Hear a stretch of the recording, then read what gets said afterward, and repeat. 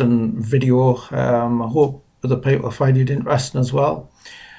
I get something called Web Designer News by email, and it's just, you just subscribe and it has all sorts of topics. And this one jumped out at me. It's not a new one, but it's about college degrees and do you need to be a computer scientist to be a web developer or a great web developer?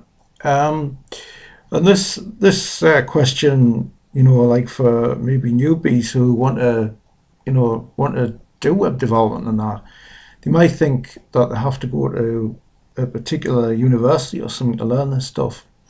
So anyway, in this, I'll put the link up to this. It's something called usersnap.com, and it goes into about like sort of salaries are attractive in the US. The £35 an hour, which equals to $72,000 a year for developers, which I just checked on 2 hours. So in the UK, that would be £56,000 a year. I think that's, that type of salary. I think you have to, walk before you can run, really. I mean, I don't know any developers getting that much, but I don't know many developers personally. I think when you see things like this, you can be seduced into thinking that there's no work involved or whatever, But anyway, the thing is, do you need a college education or something like that? And it goes, as I'm scrolling down there, you'll see, do you need a university degree to become a web developer? It says that in last year's study by Stack Overflow, almost 70% of developers are at least partly self-taught, with 13% respondents saying that exclusively self-taught. Less than half have a degree in computer science or related field, and 2% have a PhD. So the thing is, do you need some sort of college education or anything like that? And as they go on to say in this article, the simple answer is no. How can you teach yourself to become a web developer? And it goes on to say things about, somebody may have heard of Code Academy. Has 25 million students around the world, which teaches HTML to Python to Ruby on Rails. Also got is Khan Academy, and also Udemy, which I use a lot of, and these start at $10, which is about the thing with when the UK has come out of Brexit, the whole money situation is hard to assess really at the moment. So it's about, I would think, about £50 for that. And there's some great things on Udemy. And there really is some good courses on there, but there are some rubbish as well, so that's why you have to preview these things. Anyway, my own experience of all this is I did a college course in it, and here is volume 1 of this. There's about 180 pages in this particular thing, and this was around the year 2002, 2003. So I'll give you the pros and cons of my own experience about this. So you've got to think about how long ago that was. There was no HTML5 about then. There was no CSS3 around about then. And there was no JS libraries about then. In fact, before JS libraries started to become that, a lot of people thought JavaScript was going to be a dead language because it was hard to implement in every browser.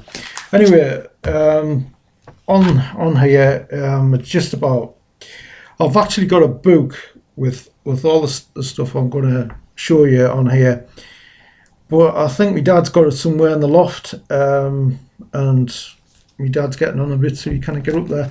So anyway, this it's hard to see, I think, for you guys. Let's pull that back a tad. I'm just trying to give you some code. I don't know if you can see that, but a lot of that is in uppercase letters.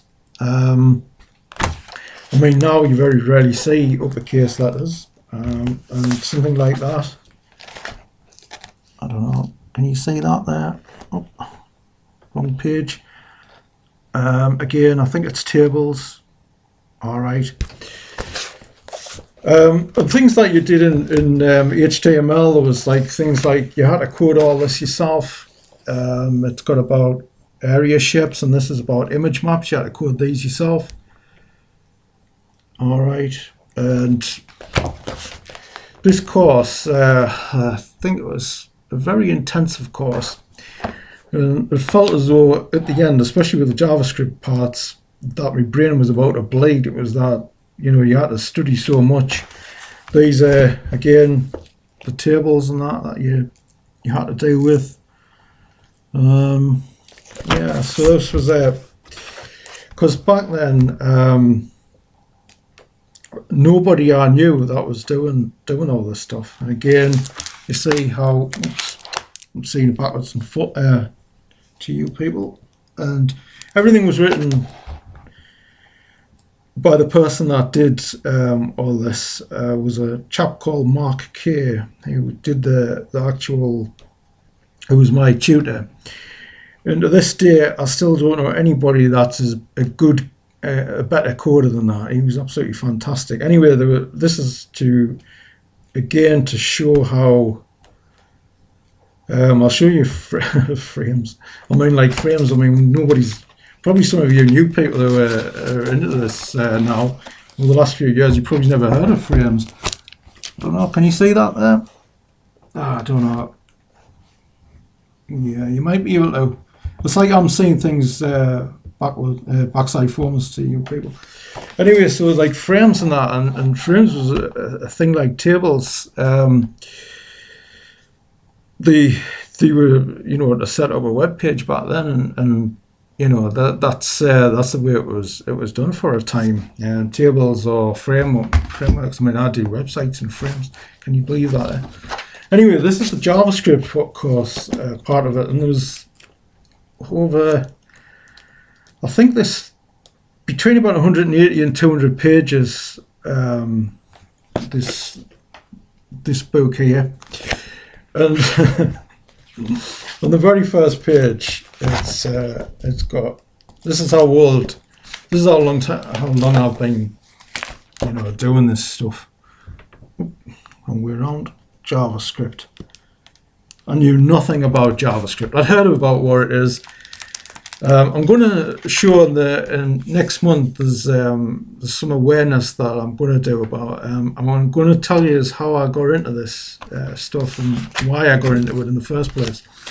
Anyway, but that's for next month. JavaScript. I'm having trouble for you people to see this. Anyway, it's, I don't know if you can see any of that there. But it says, right, where my finger is. Okay, there you go. That says Netscape browser. Some of you probably haven't heard of Netscape browser, but this is what it says. We're going to study the programming language JavaScript because it is widely scripting language for web pages that can be used both by Netscape and browser and Internet Explorer. And this is what you had to do. I mean, there was no Opera or Vivaldi or Firefox. I think Netscape might be part of Firefox and what it became. There was no Edge, of course. They're all new browsers. And in this thing, I was saying the other day about user agents and that, and this is part of this user agent. When you don't navigate a user agent, you have to find out what you were using, Netscape or Internet Explorer. It was a right hassle. And in this, I mean, it was a fantastic course in a lot of ways. Taught you how to you know, like sort of how to do pop-ups, because they were like the fashion thing, and now you have modals to do that. And you've got like things like floating points, which you still have. And in this, it was you had like you could the first ever program I did, and I've even got it online now, is this. Oops, that way around.